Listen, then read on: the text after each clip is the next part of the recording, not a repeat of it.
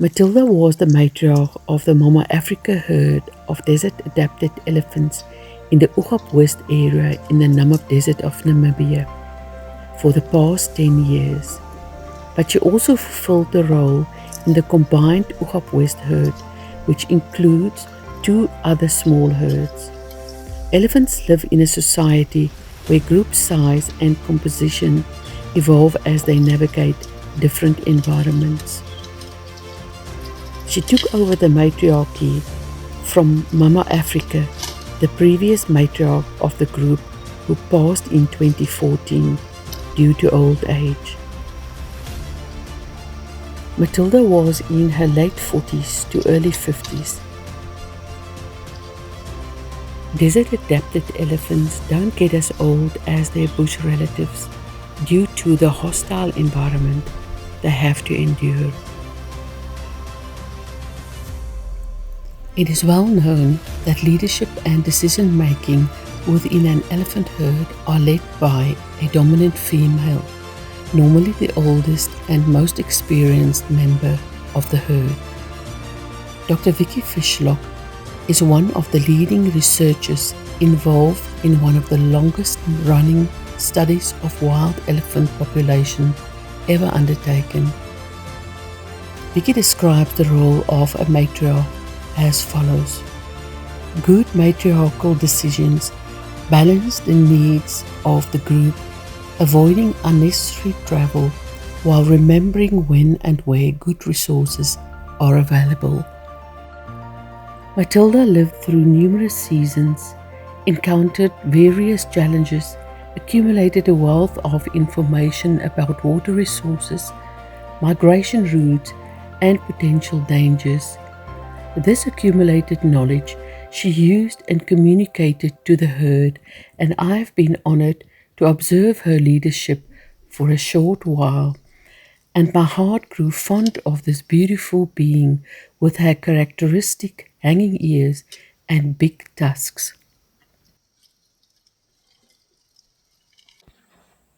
One of the most fascinating things about elephants is their way of communication. A herd will feed, rest, and move in a coordinated manner, and it is the matriarch who decides which direction to go, where to feed, and how to respond to potential threats, and this has to be communicated to the rest of the herd. One of the ways elephants communicate is through seismic signals or ground-based vibrations. The tip of the trunk as well as the fat pads of the feet have layers of cells called Pacinian corpuscles that are extremely sensitive to vibrations. So they put their trunks on the ground to sense vibrations, which they then use for communication and to navigate. These vibrations can travel 248 to 264 meters per second, and I've seen many times how the herd can quickly react in a coordinated manner. One particular day, I observed them coming out of the bushes where they had a midday nap. They gathered in the riverbed, trunks on the ground, waiting. Matilda was standing to the right, also with her trunk on the ground, and at a specific moment, they started moving as if she communicated to them when and where to go.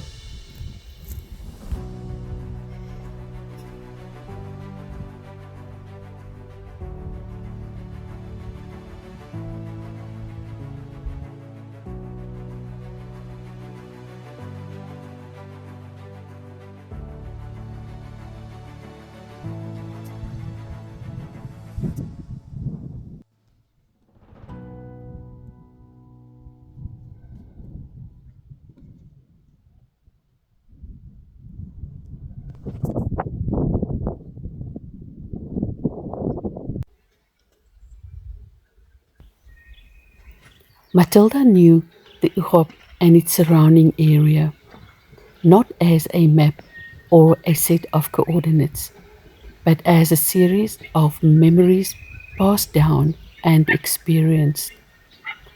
She guided her herd on their regular dry season route up and down the Ugab West riverbed, from the guinea fowl swamp downstream with its lush green reed beds and plenty of water, to that arid areas where commiforas grow. She ensured that the herd had access to a diverse range of plant material, which is so essential for elephants. I observed many times, at a given moment, the whole herd would graze on a particular plant material as if she instructed them. Every couple of weeks, she would take them into arid rocky areas where commiforas grow. Commiforas are fragrant plants that contain myrrh. Myrrh is known for its antiparasitic and antibacterial properties. I suppose it is the equivalent of the Epsom salts our grandparents took.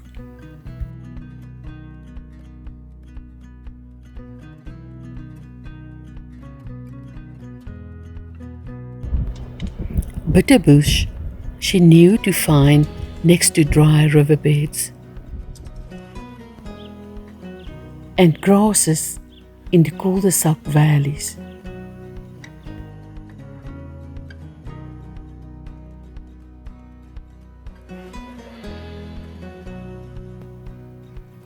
She knew that camel thorn tree pods are in abundance in season.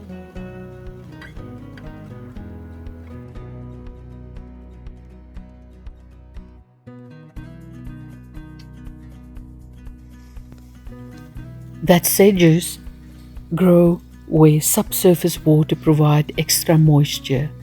Many times grazing on sedges would turn out to be a fun event. During the rainy season, she would lead them to migrate to wherever good rains fell, like it did at Matilda in March of 2024. On occasion, I saw her guiding her herd through an escape route through rugged mountainous terrain in order to avoid peak tourist season traffic.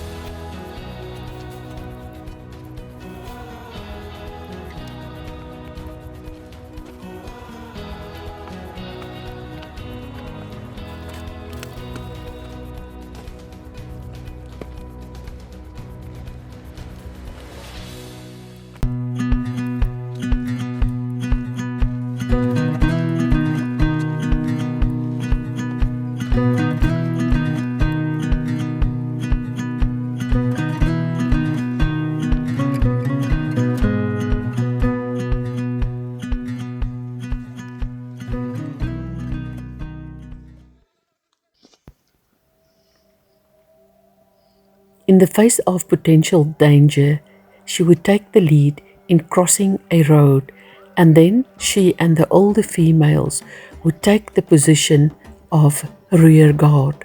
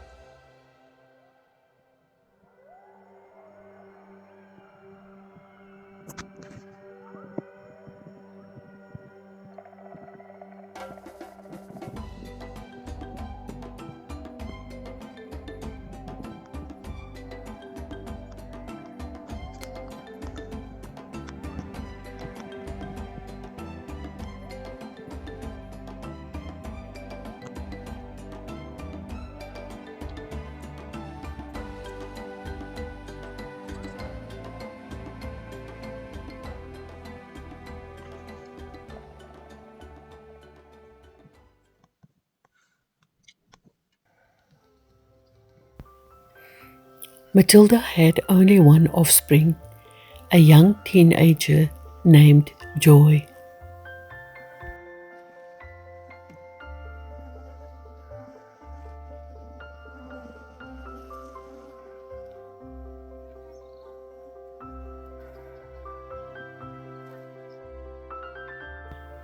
In late January of 2024, she again gave birth, but sadly the baby died only a couple of days after birth. In early June, we noticed that Matilda showed signs of exhaustion.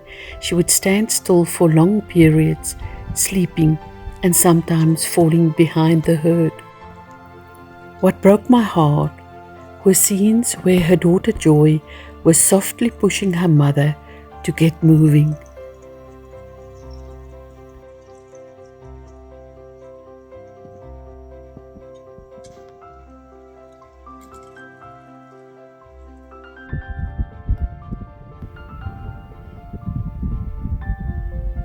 There were times I found her alone, with quite a distance between her and the herd. During these times, the oneness of being prompted me to softly sing to her. Because elephants are highly sensitive to vibrations, she always reacted.